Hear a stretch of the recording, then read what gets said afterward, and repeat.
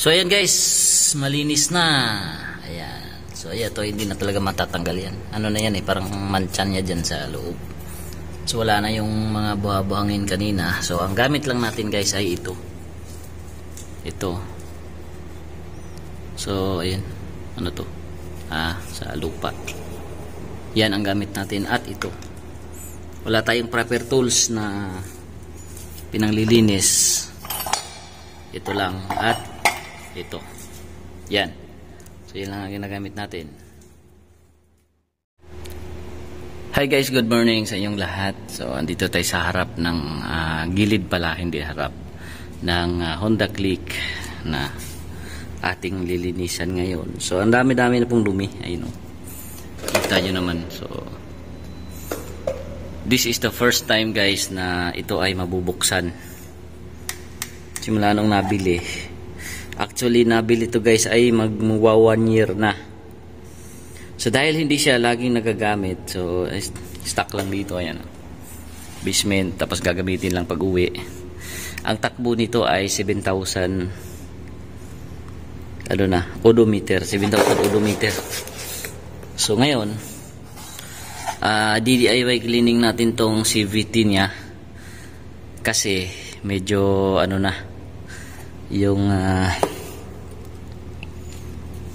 yung takbo niya ay medyo hindi na katulad dati. So ngayon medyo nagda-drag na siya ng konti, medyo nalilate yung reaction ng CVT pag nagre-revolusyon ka. So yan ang babaklasin natin ngayon. I-check natin kung titingnan natin yung loob kung marumi na. Pakiwari kung marumi na to kasi nung hindi pa nga ito nabubuksan. So kita nyo naman So sa mga magdi-DIY dyan, napaka-importante po na tatandaan natin kung saan natin binaklas yung mga tornilyo niya. Kasi base doon sa mekaniko kong bayaw, yung tornilyo daw nitong Honda Click ay merong hindi magkaparehas ang haba. So ngayon tatandaan natin kung saan yung nakalagay yung hindi magkaparehas ang haba o yung mas mahaba. Kasi sa Honda Beat meron po yung isa dito. Yun lang po ang mahaba sa Honda Beat. Tapos the rest, lahat ng mga tornilyo niya pare-parehas na pong haba. So itong Honda Click meron daw tong hindi parehas. May mga ilan na hindi parehas. So ayan, subukan nating buksan guys. Titingnan natin kung makakaya. Pag hindi kinaya, so balik natin. So ayan, kailangan nating ilagay ang cellphone, hilapag. Ano lang to? DIY. So hindi ko nire-required sa lahat na mag-DIY. Pero kung linis-linis lang naman. Pero mas maigi talaga guys na kahit papano ay matutunan ninyong kalikutin ang inyong mga motor. Hindi naman sa iwas gastos kung may panggastos kayo. Mas importante sa isang nagmamay-ari ng motor na marunong kang mangulikot kahit papano. So ayan.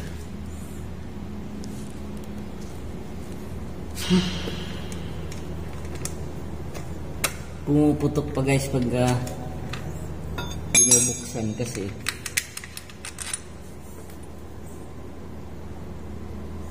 So ayan. Importante din guys na ihahambing mo yung mga tornilyo para madidetermine mo kung talagang para dyan ba yan. Ayan So tatandaan natin to kung saan natin ito tinanggal. Tapos kaya ako ginaganyan para malaman na parehas ang haba nila, para hindi tayo malito. Kaya kahit magkapalit-palit to dito, ayos lang.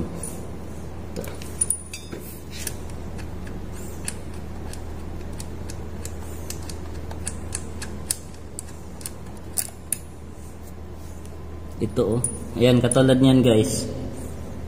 Maiksi. So maiksi ito. Pag itong area na to ay napasukan natin ng mahaba, halimbawa ito, mahaba. Ito yung original dito. Pag yan ay napasukan natin ito, akalain natin pagpasok ganyan, malayo pa. So hahapitan natin ang hahapitan, mabubutas yung ganito nyo, yung ano ng makina. O di kaya ito ang mabali. So hihiwalay natin to kasi para dito to. Tatandaan natin yan mamaya. So pag expert ka na, lagi ka na nagbabaklas, kumbaga alam mo na kung saan mo pinagtatanggal. So yun na yun. So parehas sila yan, go. Maiksi guys. Itong isa, dalawa. Iwan ko lang itong isa na naiwan. Ayan, hindi nyo nakikita. Pero yung tatlo, parehas maiksi. Ay, tatlo. Dalawa pala. Titingnan natin itong isa kung maiksi ba ito. Maiksi din. Ayan, maiksi. So magkasama itong tatlo.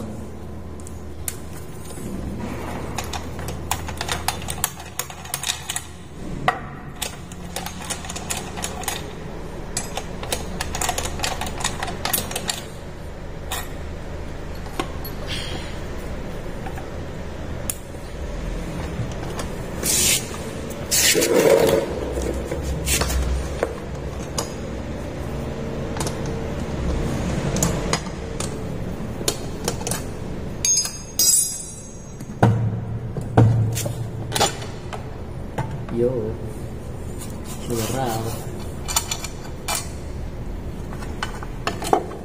So ito na guys yung hitsura ng ating CVT.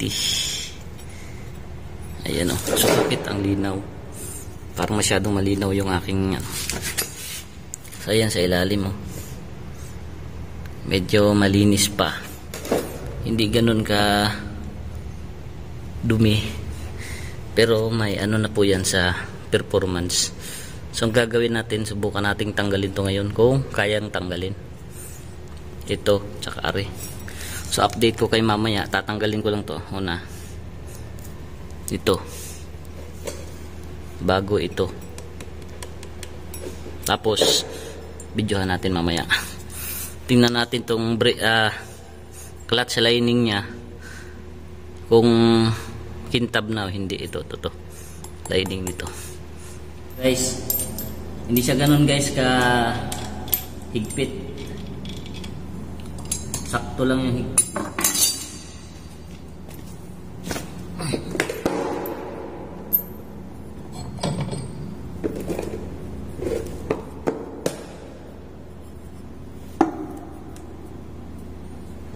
Balik muna natin para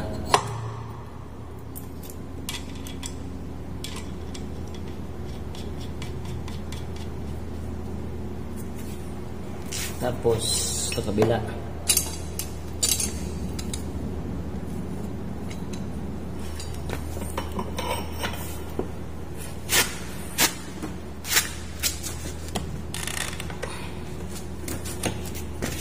so guys, hindi siya ganun kahigpit kasi naiikot ko agad eh. Ibig sabihin hindi siya ganun kahigpit.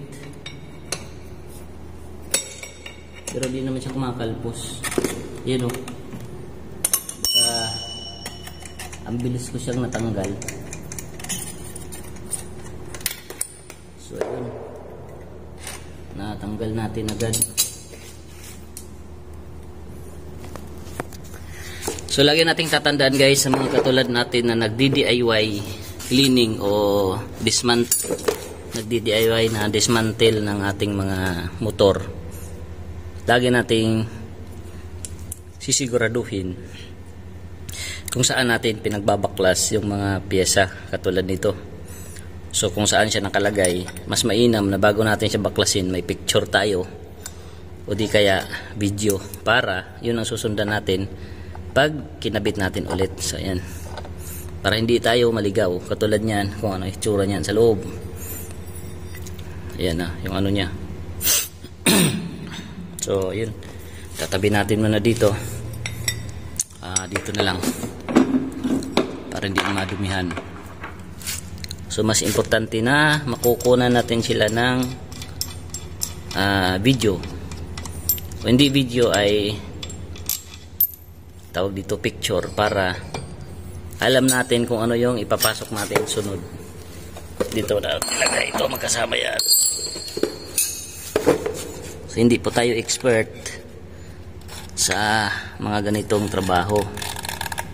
Hindi po tayo expert, kaya kailangan natin ng guide. Hugot-hugot lang.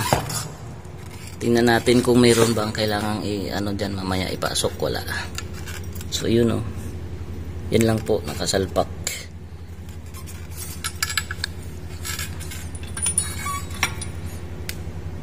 Yan. So linisin natin yan mamaya kasi. Tapos ito guys, merong bola-bola to sa likod. Para hindi ma-dismantle yan o hindi kusang kusang nagkahulog-hulog. Idamay nyo na paghila ito. Ayan o. Ayan. Idamay nyo na paghila yan. Huwag ninyong hilahin dito lang. Ito. Kasi baka mamaya hindi nyo na makita kung ano ang itsura nito, paano nilagay yung bola-bola. Yan, marami rin siyang dumi. So mahihirapan na kayong ibalik.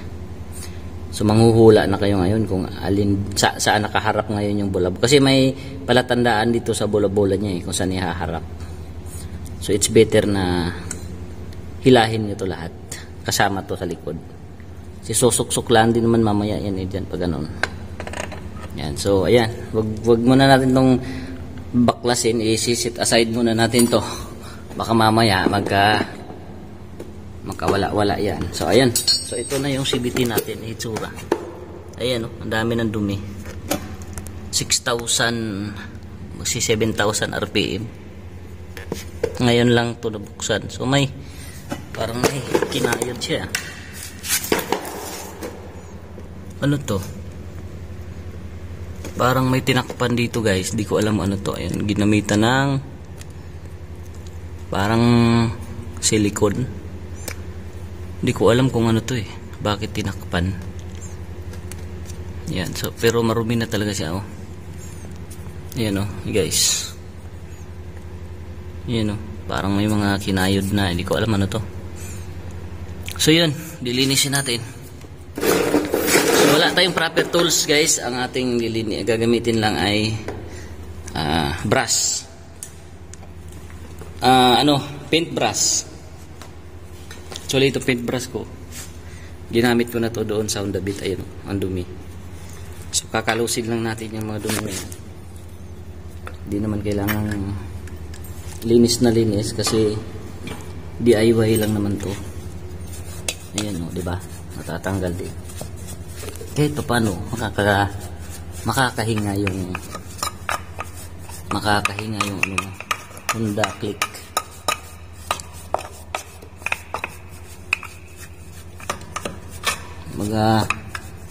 Mawawala yung mga niya. Mga ganyan buhang-buhangin. So ano ba ang kagandahan guys pag marunong kang magbaklas-baklas? Hindi sa hindi sa makakatipid ka. Bukod sa makakatipid ka ng gastos, siyempre tipid din sa gastos pag ganito Bukod sa makakatipid ka ng gastos, yan po ay isang paraan na matuto ka magbaklas kabit.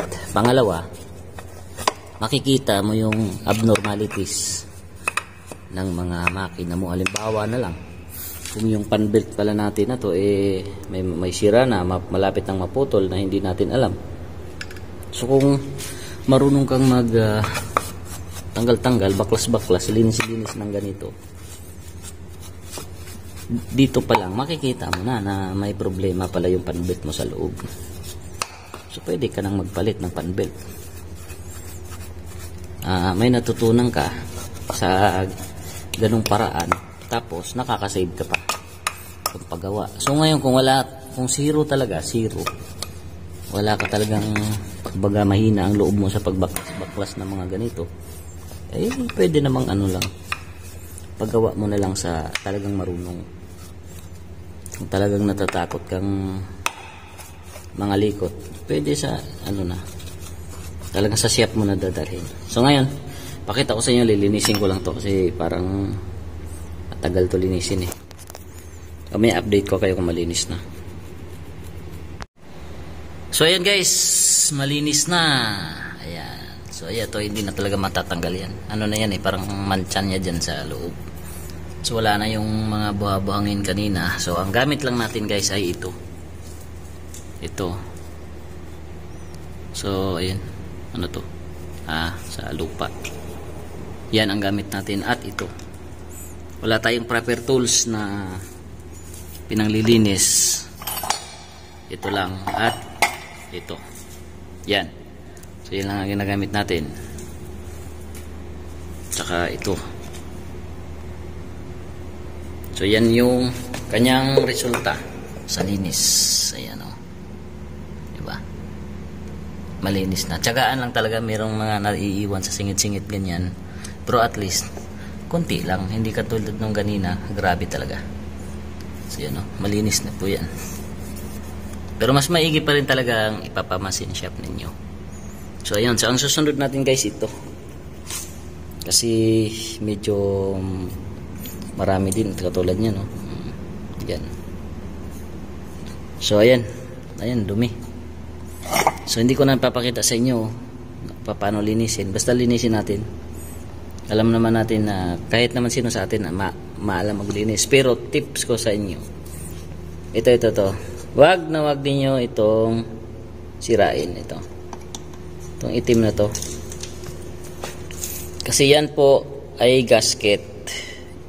Yan po ang nagpoprotekta sa ating CVT na hindi mapasukan ng mga dumi galing sa labas. Kaya ingatan ninyong mapunit yan. Itong itim na to. Yan, itim na yan. Hanggat maaari, wag ninyong tuklapin. At nag-ingat kayo sa pagpunas nito dahil baka pag ito nasira, siyempre hindi na katulad dati na maganda ang pagkakapit niya. So yun lang update ko kayo mamaya pag nalinis na to. Ayan, madumi, marami din. At ito susunod natin to. Linisin din natin yan guys. So ito na guys yung ating nililinis. So malinis na rin. Ayan. May mga kunti-kunti naman talaga natitira guys, pero ayos lang. Kumbaga di na ganun kadumi. Dito ulit kanina napakadumi. Maraming mga parang buha-buhangin. So ito kanina yan, ang daming dumi dyan. So ngayon wala na. Okay na. Yan, may mga kunti-kunting natira sa singit-singit. Pero at least hindi na ganun kadami. So ayan, so ayan, okay na yan dalawa. Sunod na natin yung ito. Yan. So, marumi din eh. Sige, update. So ayan guys, babalik na natin to. Malinis na eh. Ayan, malinis po yan. Ayan po, hindi dumi. Yan po ay ano lang ng video. So yan, malinis na rin to. Mga puli natin. Ito, malinis na rin. Ayan, yung ano niya, clutch lining. Malinis na yan. Tsaka ito, bell, malinis na rin yan. Ganyan na po talaga kulay niyan. Tsaka ito, malinis. So, i-assemble na natin ulit ito at paanda rin natin guys. Titingnan natin kung may mali pa sa ginawa natin. So, ayan. Ayan po yan. So, paano natin ito ilagay yung cellphone?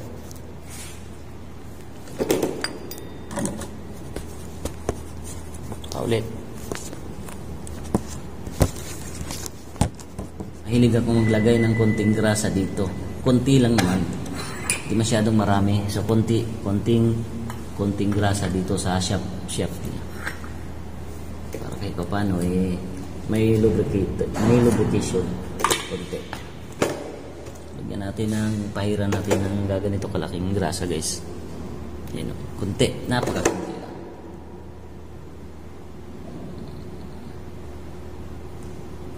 Kunti lang. Dulas-dulas lang siya ng konti. Kung masyadong damihan, baka mamaya makaka-apekto yan sa shafting.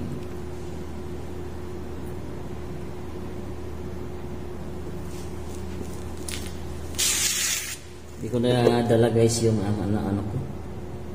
Meron akong anong grasa dun yung tawag dito. Meron akong grasa na high temp. Mas maganda yung high temp dito guys. Lagay. Pero kunti lang naman to guys. Hindi naman, huwag nyo masyadong damihan. Baka mamaya na makaka-apekto nga sa ano ng motor nyo. Ayan. Susok natin yung pulley. Pulley. Anong tawag dyan? Pulley. Pulley ako na pulley. Basta yun na yun.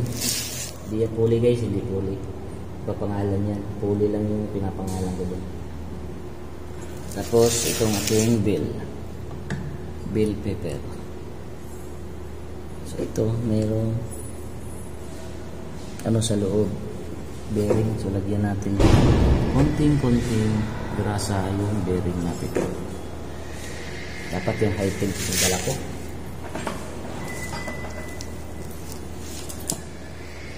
Padulas. Yan, ang padulas. Kunti lang. Pangit itong grasa namin guys kasi pangit yung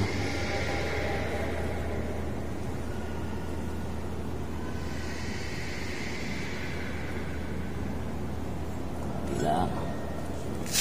Yan. So ilalagay na natin ito dito ng dahan-dahan. Ay hindi. Sasama na pala natin guys ito. Sasama na pala natin itong tawag dito. Kadena. Fan belt.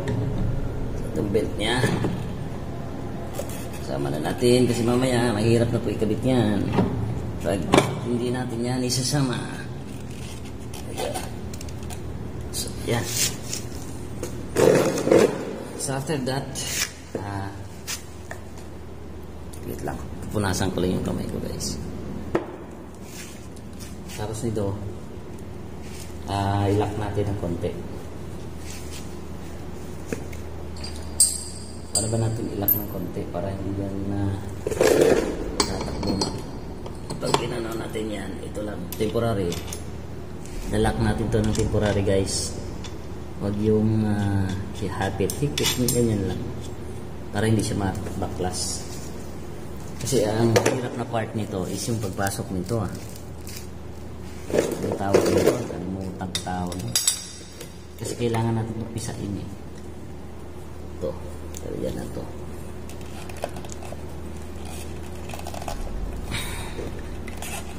Ayaw mapisa. Kasi hindi ko papasok to pagka hindi ito natin pisa to. Ayun.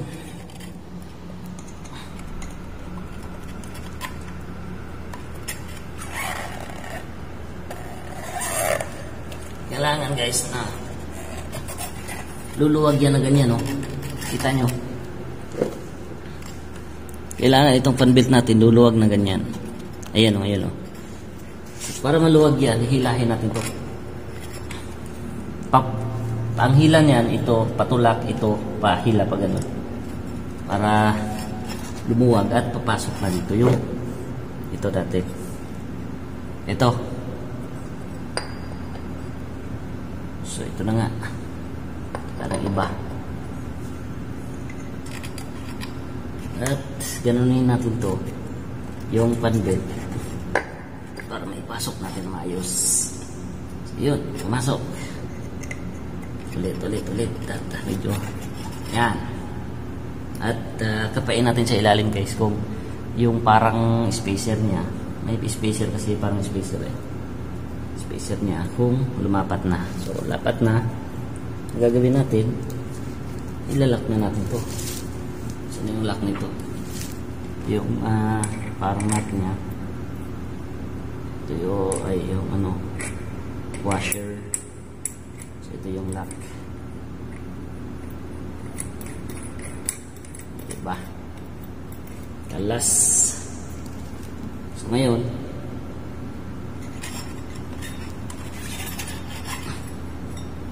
hihigpitan na natin yan guys para matesting na natin, paandarin natin. Yun, oh. ikabit lang to, hindi natin to persahin paghigpit.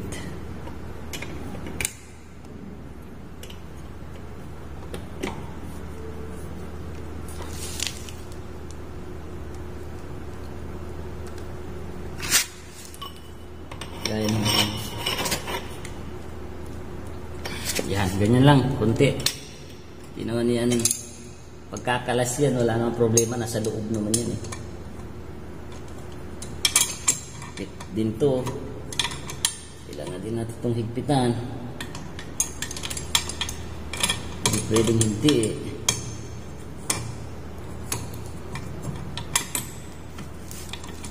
Paghigpit lang din ito guys ay tuhan lang.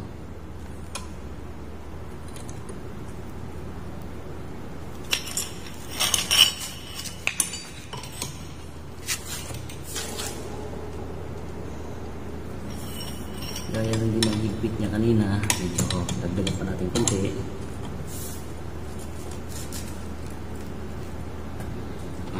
Okay. Okay na. At ikutin natin ito. So ngayon, itatry natin ito pandarin.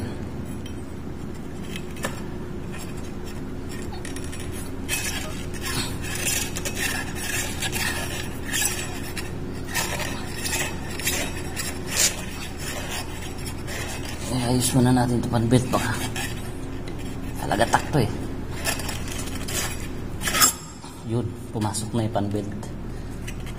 Ganyan lang po yan. Susubukan natin guys, pandarin natin para malaman natin kung successful yung ginawa natin.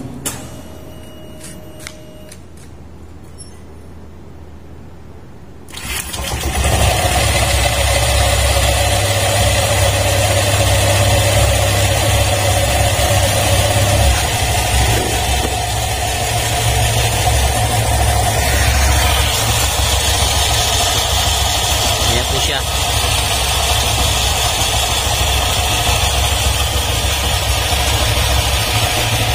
Ayan. Ang naririnig ko ngayong andar parang hagas-has dahil po yan sa ano sa tawag dito. Dahil dyan sa panbelt. Malalaman natin yan na kung maganda na yung tunog niya kung may kakabit na natin tong cover ito tata. Yan. So pag naikabit na natin yung cover, ibalik natin. Titingnan natin kung ayos na ba siya o hindi. Sure. Yun oh.